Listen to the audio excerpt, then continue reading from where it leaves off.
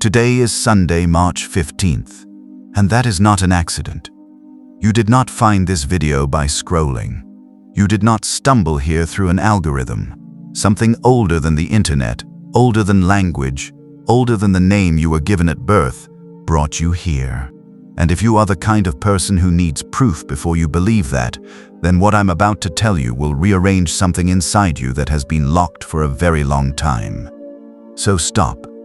Put the phone down somewhere you can hear this. Because what the next 18 minutes contains was never meant to be background noise. Let's begin. There is a specific frequency that opens only on Sunday. This is not metaphor, this is not spiritual poetry. The ancients called Sunday dies solis, the day of the sun, the solar current that governs revelation, divine light, and conscious awakening moves at its highest amplitude on this day. Every esoteric tradition that survived the great erasures, Hermetic, Kabbalistic, Vedic, Neoplatonic, held Sunday as the threshold day.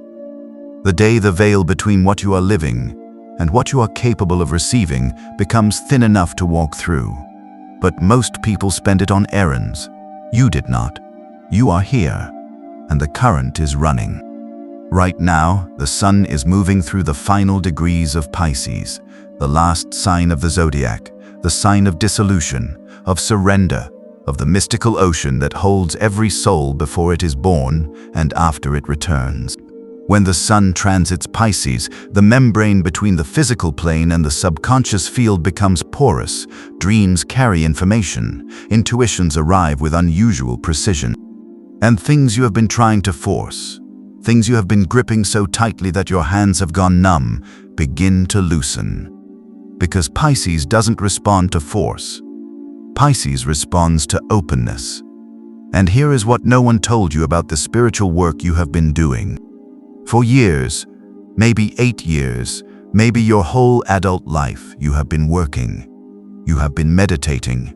You have been writing in your gratitude journal. You have been saying your affirmations in the mirror. You have been building your vision board, visualizing your future, reading the books, taking the courses, doing everything right, and yet something has remained just out of reach. Not everything. Enough has arrived to keep you going. But the big thing, the love, the abundance, the peace, the life that actually matches the soul you know yourself to be, that thing has continued to circle you like a planet that will not make landfall. You have started to wonder if you are broken. You are not broken. You are working too hard. And this is the most dangerous spiritual trap there is, because effort feels like devotion, striving feels like faith, and no one warns you that at a certain point, the trying itself becomes the obstruction. In over 45 years of conducting QHHT sessions, quantum healing hypnosis technique, the late Dolores Cannon documented thousands of cases in which the higher self, accessed through deep subconscious trance, communicated directly with the practitioner. These were not ordinary therapy sessions.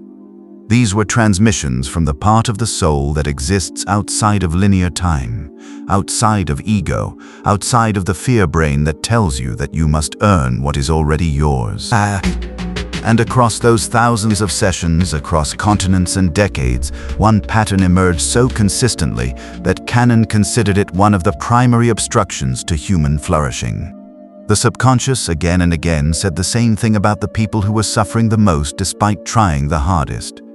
They are trying so hard to receive that they have no room to actually receive. Let that land.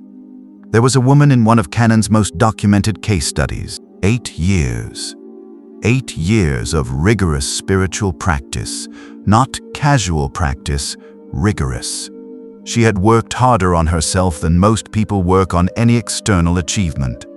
And still, the love she sought would not arrive. Still, the sense of inner peace she could almost taste remained 1 inch beyond her fingertips. When her subconscious was accessed in session, the answer it gave did not reference a past life wound. It did not point to a karmic contract or a shadow integration she had missed.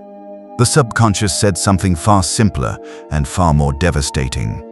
She has been working to deserve love, but she was always deserving. She was deserving before she began.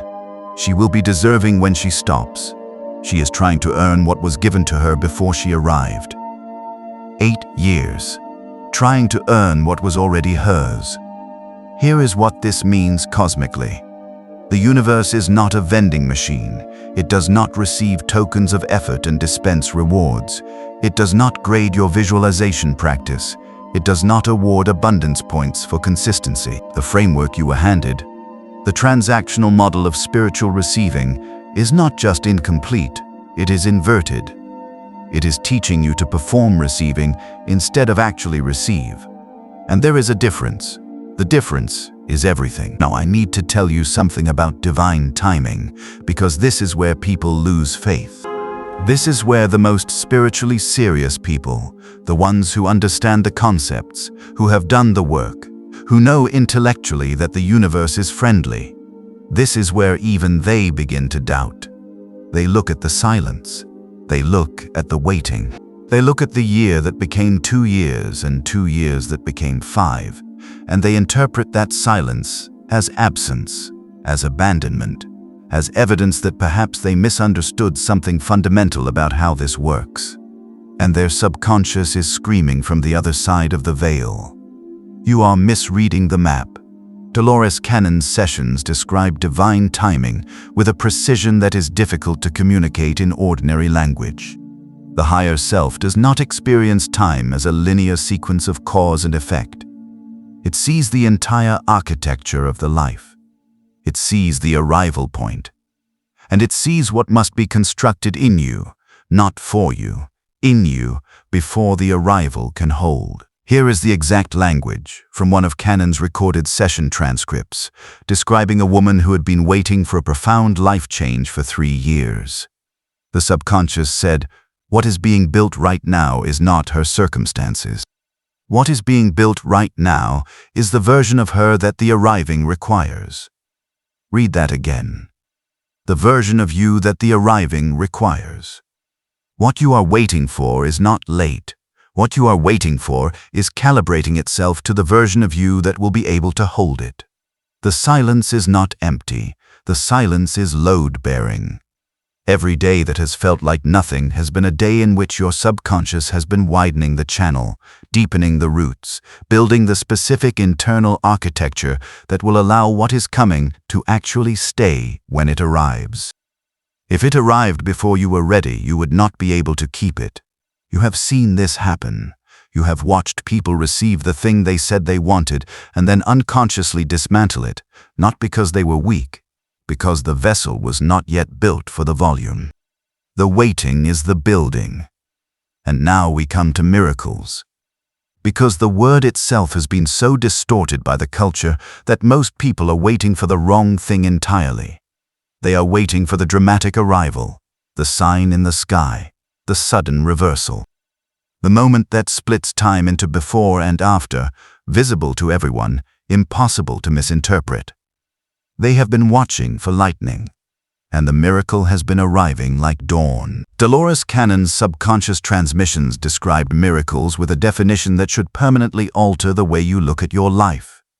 A miracle is not an interruption of natural order. A miracle is love operating at the soul level. It is not dramatic by nature. It does not announce itself. It enters the way light enters a room gradually until the room is full, and only when you look back do you realize when the darkness left. This is why you are missing yours. You are standing at the window waiting for a lightning bolt, and the room behind you has been filling with light for months. The man in one of Cannon's most famous case studies had prayed every single day for 11 years. 11 years of consistent, earnest prayer for a specific change in his life. And when his subconscious was accessed, what it said stopped the session. It said he has been knocking on a door that is already open. He knocks, and he waits for someone to open it. He does not turn the handle because he has assumed the door is locked. It has never been locked. He has been living in the assumption of the barrier. The door is not locked. You have been living in the assumption of the barrier. Now we need to talk about what you are actually holding, because this is where the transmission becomes surgical. and I need you to stay with me. There is a specific energetic posture that the body takes when it is in receiving mode. Dolores Cannon described this in her teachings as the frequency of openness, not as metaphor, but as a measurable state that the subconscious recognizes as permission to deliver. When the body is clenched, when the mind is rehearsing all the ways it might not happen, when the hands are gripped around the specific vision of how it must arrive, the subconscious reads that posture as occupied, as not ready, as still in the process of trying, and so it waits. The posture of receiving is not passive, let that be clear. It is not resignation, it is not spiritual defeat. It is the most active thing you have ever done, because it requires you to release the one thing that has been protecting you your entire life. The belief that if you grip tightly enough, you can control the outcome. You cannot control the outcome. You can only control your readiness to receive it. And readiness looks like open hands. Dismantles. Cannon observed it precipitating the most rapid and permanent transformations she documented across 4 decades of work. It requires 5 minutes. It requires no special equipment, no lineage, no initiation. It requires only that you are willing to be honest with yourself for 5 uninterrupted minutes. Here is the practice. You sit, or you stand, or you lie down. Your body in whatever position feels most honest, not most performative. And you open your hands, physically, palms facing up. Because the body is not separate from the subconscious. The body is the subconscious in material form. When you open your hands, you send a signal that travels faster than thought, deeper than intention, directly into the field that governs what is allowed to arrive. Then you confess, not to a deity, not to a concept, not to a future version of yourself. You confess to this moment, right now. I have been gripping. I have been performing. I have been trying to deserve something that is already mine, and I am exhausted. Let the exhaustion be true. Let it be real. Because the exhaustion, that specific bone-deep spiritual exhaustion of trying too hard for too long, is not a sign of failure. It is the precise emptiness that allows reception. The woman in Cannon's case study who finally broke through did not break through in a moment of spiritual triumph. She broke through in a moment of complete collapse, where she said out loud, "I'm done. I can't do this anymore. I don't know how to receive this. I'm done trying." And in the session, her subconscious said, "Yes, now we can begin." Done is not defeat. Done is the door opening. After the confession, you give thanks. Not for what is coming, for what is already done at the level of the soul. Because from the vantage point of the higher self, the part of you that exists outside of linear time, what you are seeking has already been resolved. The architecture already exists. You are simply moving through time toward the moment of its material appearance. Gratitude in this context is not positive thinking. Gratitude is the act of accessing truth before it is visible. It is the decision to align with the completed version of reality rather than the incomplete version your nervous system is currently cataloging. Pre-evidence thanksgiving. Gratitude before the proof. This is the frequency that Cannon's subconscious transmissions described as the single most powerful accelerant to manifestation, not visualization, not affirmation. Gratitude before the evidence, because gratitude before the evidence says, "I trust the architecture I cannot yet see." Then you sit in sacred stillness, not meditation, not visualization, not hoping. Stillness. Pure receptive stillness in which you are not asking, not seeking, not checking. You are simply open, for as long as you can hold it without the mind returning to its rehearsal of concerns. And then you return to your life, to your day, to the ordinary motion of things. Not because nothing happened, but because trust does not require constant monitoring to remain true. This is what Sunday holds for you today. March 15th. The sun is at 25 degrees Pisces, the degree anciently associated with the dissolution of false forms. The structures that have kept you performing instead of receiving are cosmically softened right now. The membrane is thin, the channel is wide, and the subconscious field that Cannon spent a lifetime documenting is more accessible on this day, in this configuration, than it will be for months. What you carry into the next 7 days from this moment will determine the quality of what arrives in the next season of your life, not because the universe is watching your performance, because your internal posture, what you decide to release, what you decide to trust, what you decide is already true about your own worthiness, creates the exact frequency that allows the arriving to arrive. You are not broken. You are not behind. You are not being punished with silence.